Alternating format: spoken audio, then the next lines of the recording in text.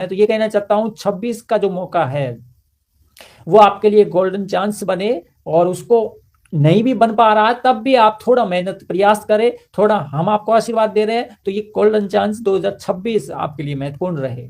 ठीक है ना। कुछ लोग क्या करते हैं, आलस्य हो मतलब आलस से भरे शब्दों से कहते हैं कि गुरुजी 25 तो निकल गया, 26 भी आ गया, अब 26 में कुछ होगा या 27 में कुछ होगा। फिर वो 27 में आते आएंगे तब कहेंगे गुरुजी 26 निकल गया, अब 27 में भी कुछ होगा या 28 में कुछ है। तो ऐसा जिंदगी नहीं जीना मेरे भाई। ऐसा है कि जैसी भी जिंदगी है, मानते हैं कि कुछ आमदनी बढ़नी चाहिए, कुछ आय स्रोत बननी चाहिए, और ईश्वर से यही प्रार्थना हो कि हमें अच्छे मार्ग पर चलाते रहे, अच्छी स्थितियों पर चलाते रहे, और हमेशा सदगुरु के मार्ग यानी अच्छे मार्ग पे चलाते रहे। गुरुवाणी के माध्यम से हम भगवान से जुड़े रहे, बस ये विनती प्रभु से हम करते रहे, तो जीवन का नैया पार होना निश्चित है, और जो संकल्प लेते हैं वो पूर्ण होता है। लेकिन आप डिमोटिवेट होकर के अब क्या होगा ऐसा करते हैं, तो फिर वो कब क्या होगा में ही परिवर्तन हो जाता है।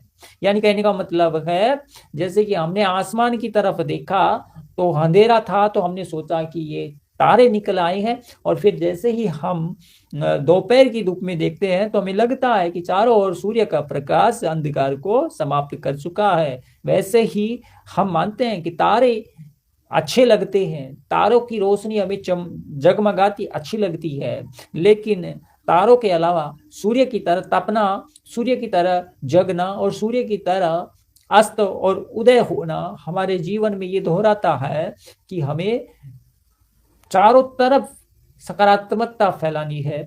हमें एक समाज में, राष्ट्र में अपना नाम सूरज की किरण की तरह चारों ओर विकसित करना है। ठीक है ना। तो रात हो गई, फिर हमें याद आ गया चांद, रात हो गई हमें याद आ गया सितारे। तो ये कब तक आपको याद आते रहेंगे सितारे चांद? हमें एक दिन तपना होगा, और तपने वाली जो संकल्प है वो लेना होगा, मन में दृढ़ विश्वास करना ही होगा कि हमें तपना है, हमें मेहनत करना है, हमें शिक्षा के माध्यम से हमें नाम रोशन करना है, हमें कुछ काबिल बनना है। तो ये चीजें आप मन में धारण करना ही होगा, और अगर नहीं करेंगे तो फिर वही रात्रि वाली स्थितियां हैं कि तारे और चांद है वो दिखते रहेंगे आपको और कुछ भी नहीं है। ठीक है ना। तो अंधकार को कैसे खत्म करना है, वो सोच से खत्म होगा। ऐसा नहीं होगा कि कब क्या होगा, वो कब क्या में तो परिवर्तन हो जाता है ना, जब तक तो समय ही बहुत हो जाता है कब क्या होगा में तो। लेकिन हमें वर्तमान में कुछ करना है तो हमें तपना होगा। और जो हमें लोग कहते हैं ना, अरे भाई तेरे को 5 साल हो गए, अरे भाई तेरे को 8 साल हो गए, अरे भाई तेरे को 2 साल हो गया, अरे भाई तू 12 महीने से मेहनत कर रहा है, अभी तक तू सफल ही नहीं हुआ, तेरा कोई एग्जाम क्लियर नहीं हुआ, तेरी किस्मत खराब है। उनसे ये कहो, हाँ मेरी किस्मत खराब है लेकिन मेरी कर्म खराब नहीं है। ठीक है ना। उनसे यही कहो कि मेरी किस्मत तो खराब है, कर्म खराब नहीं है। तो इसलिए आप लोगों के विचारों में ना आए, आप लोगों के विचारों से डिमोटिवेट ना हो। आप ये कोशिश करें कि लोग क्या कह रहे हैं उसको इग्नोर करें। आप सफल होंगे या असफल होंगे ये चीजों की चिंता छोड़ दीजिए। बस यह है, आपका कर्म है ना वो जारी रहना चाहिए, कर्म गति चलती रहना चाहिए। ठीक है ना। कर्म गति चलती रहनी चाहिए निरंतर। ठीक है ना। तो तब हमारे जीवन में बहुत अच्छा बदलाव आता है, बहुत अच्छा बदलाव आता है। और काफी लोग हैं हमारे जो आज मतलब जॉब कर रहे हैं, और वो ये कहते हैं कि गुरुजी आप हमें मोटिवेट नहीं करते। चलो उपाय से तो हमें जो भी मिला वो तो ईश्वर का आशीर्वाद है, लेकिन सबसे बड़ी बात ये है आप हमें समय समय पर डांटते रहे, आप हमें समय समय पर मोटिवेट करते रहे। तो हम क्या है कि हमारी जो लाइन है, हमारा जो विचार है, हमारा जो संकल्प था वो बना रहा, और हम उस बने हुए संकल्प को हमने संपूर्ण कर दिया।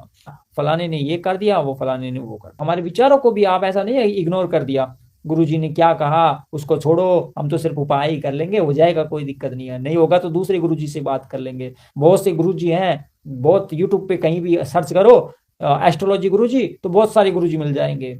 मैं ये कहना चाहता हूँ कि देखो समय कि जैसे 60 सेकंड का जो समय होता है, 60 सेकंड में 1 मिनट होता है, वैसे ही 60 लोग आपके आसपास हैं, लेकिन आपको मिनट में परिवर्तन होना है तो 60 सेकंड को आपको निरंतर चलना है, यानी आपको किसी एक पर स्थिर रहना है।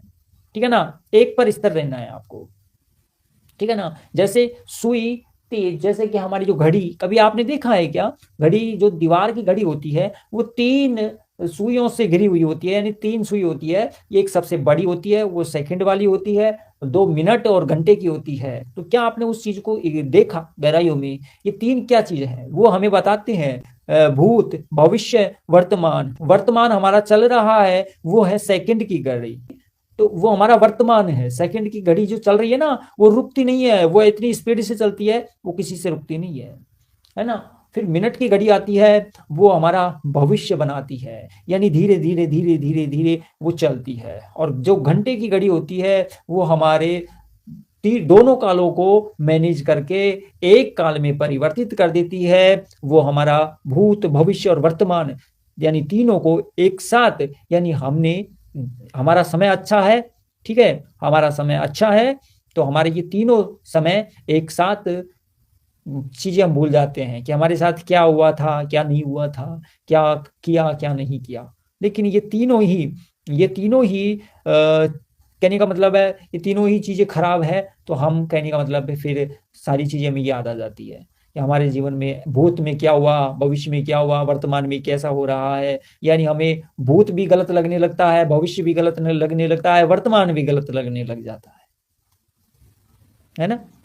बहुत गहरी बात कह दी हमने। अरे देखो, गहरी बात की बात बता दो आपको रोशन जी, ये हमारे ऊपर जो अनुभव है ना, वो हम बता रहे हैं। हमने जो चीज अनुभव हमने एहसास कर लिया ना, उस चीज को हम बता रहे हैं। हमारी ऐसी हैसियत भी नहीं है कि हम मतलब प्रभु से बड़े हो गए या प्रभु के विचारों को हम समझते नहीं है। क्योंकि कहने का मतलब है कि हमने प्रभु के